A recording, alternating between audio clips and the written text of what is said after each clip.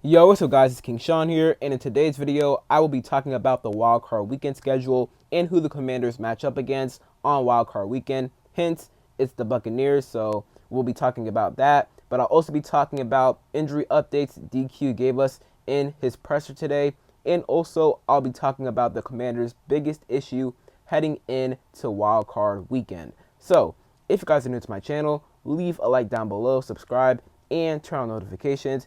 And other than that, let's get straight into today's video. So as I'm sure most of you guys saw last night, the NFL officially released the wild card weekend schedule, and we will be playing the Tampa Bay Buccaneers on Sunday Night Football. That will be Sunday, January, is that the 13th, I'm pretty sure? Yeah, I'm pretty sure that's the 13th. Or no, that's actually the 12th. So we'll be playing them on Sunday, January 12th, 8 p.m. on Sunday Night Football. And that doesn't surprise me at all. You know, Jaden Daniels, he is one of the best quarterbacks in the NFL, a rising star just as a rookie. You can argue that he's a top 5 quarterback in the NFL. And the NFL is not just going to give Jaden Daniels a 1 o'clock time frame or like a Saturday time frame, right? They're going to put him on the biggest stage, which is Sunday Night Football. It's not because of Baker. It's because of Jaden and the impact he has had on this team and the NFL as a whole. Him coming into the league, lights out, man. He's been balling out, of course, all season long.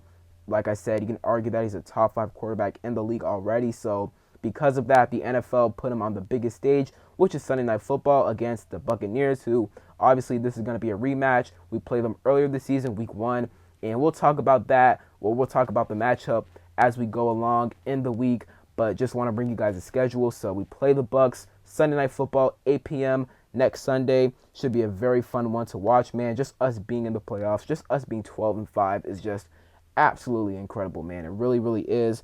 As for the other games, on Saturday, the Chargers and Texans will be playing on CBS at 4:30 p.m.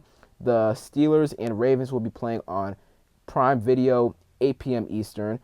And then on Sunday, the rest of the games on Sunday, you have the Broncos and Bills, CBS, 1 p.m., Packers, Eagles, Fox, 4:30 p.m., and then obviously our game is at 8 p.m. on NBC. And then on Monday Night Football, you have the Vikings and Rams, which will be at 8 p.m. Eastern. So that right there is your official wild card weekend schedule. So the next topic I want to get to in today's video is the Commanders' biggest issue heading into the playoffs, the wild card round, and that is running the ball. Over the past 4 weeks, ever since the Saints game, we have not been able to run the ball efficiently or effectively with the running backs. Well, I'll say effectively more so because we have tried to run the ball. Versus Dallas, we didn't really, because I don't think Cliff really trusted, the backs. Brian Robinson, he hasn't been great over the past 4 games, and we just weren't getting the run game going, right? So I'll say we haven't been able to run the ball effectively, and that has been important to our success over the entire season. Now, obviously, over the past 4 games, JD5 has taken over, really, and has put our team on his back. And, he's carried us to wins, right? He's carried us to these down-to-the-wire wins, and he's just been great, right? But we also need to establish a run game as well, and we have not been able to do that. Now, we have been going up against better run defenses. I know the Cowboys have been better at stopping the run as of lately, but they still aren't overall elite at stopping the run, right? The Eagles are great at stopping the run, and we couldn't run the ball versus them with our running backs. JD5 gashed them on the ground with his legs, but with the backs, we couldn't at all. The Falcons, I think, were 12th going into that game when it came to stopping the run, so they were pretty good at stopping the run, and we did have better success versus the Falcons on the ground. B-Rob did have a better second half, and Chris Rodriguez did have some good runs in that game, and JD5 obviously went over 120 yards against them in that game on the ground. But we just haven't been able to run the ball effectively over the past 4 games. Shout out to Grant Paulson. He tweeted out a stat. Over their last 4 games, Washington's running backs ran 66 times for 206 yards. That is 3.1 yards per carry. And obviously they've been saved by the quarterbacks because Marcus Mariota and Jaden Daniels over the past 4 games, mainly Jaden Daniels, but obviously Marcus Mariota played the entire second half yesterday versus Dallas. 357 yards from the quarterbacks over the past 4 games. That is 7.9 yards per carry. So literally, Jaden Daniels is our run game right now. He is quite literally our run game. And I don't want to have Jaden Daniels play hero all the time. Obviously, if we need to, he definitely can. He's proven it multiple times this season, right? We know JD5 can do it. But I don't want him to do it all the time, right? I just want him sometimes to lay back and let the run game dominate. And we just haven't been able to do that over the past 4 games. So that's a real concern, right? And, you know, I've said this a couple of times on my videos. I don't think I've said it much, but I want an explosive back this offseason. B-Rob, I like him more as a power back, right? A running back too. Maybe you don't even consider him as a running back too, but more as a power back, our Thunder. I want what the Lions have. David Montgomery is their power back, their Thunder, and Jahmyr Gibbs is their speedy back, their Lightning. I want that. I want to find a Jahmyr Gibbs. Now, finding a Jahmyr Gibbs is hard. Those don't grow on trees or anything like that. But if we can find just a speedy, explosive back to pair up with B-Rob, I feel like that would be absolutely perfect. And that may be what we need in order to get our run game going. Now, it's not all on the backs. Like, it's not all on B-Rob, Chris Rodriguez, like all the backs, right? It's also on run blocking. Our run blocking hasn't been as good over the past 4 games. It needs to be better. So, you know, I know fans are so quick to blame B-Rob, but it's not all on him. Obviously, he needs to be better, right? He's been, I feel like, overthinking it. He's been hesitant. He hasn't had great vision over the past 4 games. So a lot of it's on him, but a lot of it's also on the O-line, right? So we have to be better at run blocking for B-Rob, but also B-Rob has to be better himself and the other backs as well. So the run game, man, it's a concern. It's definitely a real concern that we have to be worried about. Luckily, you know, the Bucs, they stopped the run really well, so we might not even decide to run the ball a whole lot this week. It might be a JD5 game.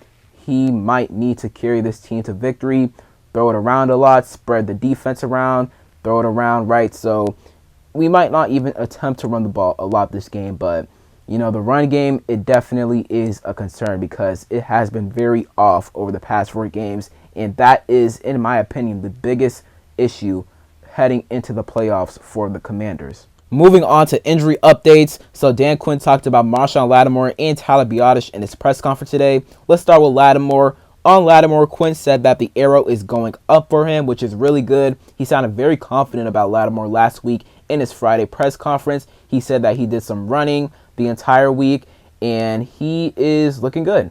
And with him sounding confident again on Lattimore today in his press conference, I have a feeling that he's going to play this week. And I know that he doesn't want to miss a matchup between him and Mike Evans, man.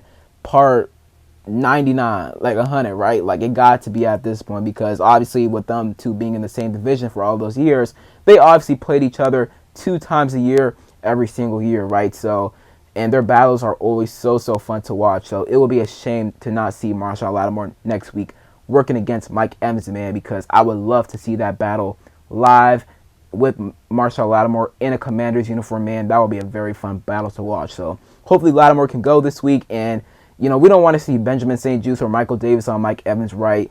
We want to see, obviously, Marshawn Lattimore, a legit #1 cornerback on Mike Evans.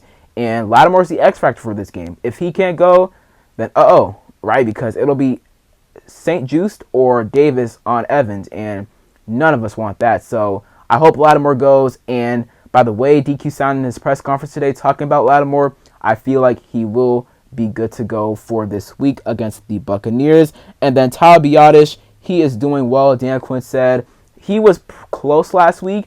He was limited on Friday.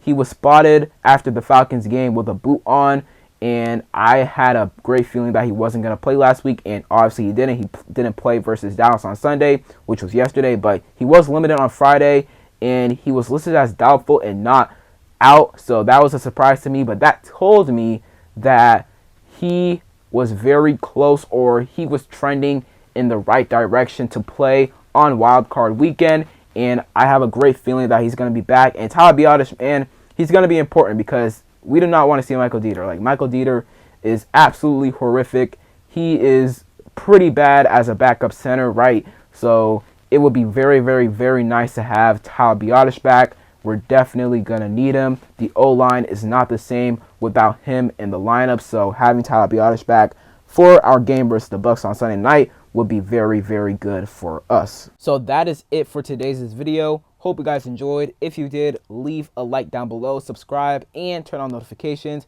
And other than that, it's been King Sean, and I'm out. Peace.